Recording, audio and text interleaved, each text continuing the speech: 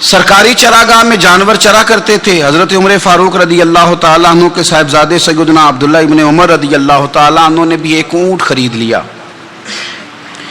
تو سب لوگوں کے جانور سرکاری چراگاہ میں چرتے تھے. آپ نے بھی اپنا جانور وہاں چرنے کے لیے کھانے پینے کے لیے چھوڑ دیا. وہ جب اونٹ آیا تو پتلا تھا. کچھ دنوں کے بعد وہ فربا ہو گیا, طاقتور ہو گیا, موٹا تازہ ہو گیا. حضرت سیدنا عبداللہ ابن عمر رضی اللہ تعالیٰ عنہ نے بیچا تو وہ ڈبل قیمت سے بھی زیادہ کا بکا, کیونکہ پہلے دبلا پتلا تھا, اب موٹا تازہ فربا ہو گیا. حضرت سیدنا فاروق اعظم رضی اللہ تعالیٰ عنہ کو پتا چلا تو بلایا. فرمایا پتر اونٹ بیچ دیا ہے؟ ابا جی بیچ دیا ہے. فرمایا کتنے کا خریدا تھا؟ اتنے کا. بیچا کتنے کا؟ ڈبل قیمت بتائی. فرمایا اس طرح کر کے اصل رکھ لے اور جو اوپر ملی ہے مجھے دے دے. حضور آپ نے کیا کرنی ہے؟ فرمایا میں سرکاری خزانے میں جمع کروں گا.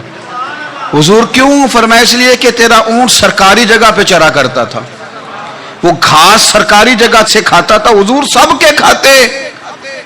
حضرت عبداللہ ابن عمر کہنے لگے سب کے کھاتے ہیں. آپ فرمانے لگے تو سب میں شامل نہیں ہے, تو امیر المومنین کا بیٹا ہے. تجھے میں یہ حق نہیں دے سکتا, تیرے اوپر تھوڑی سختی زیادہ کی جائے گی.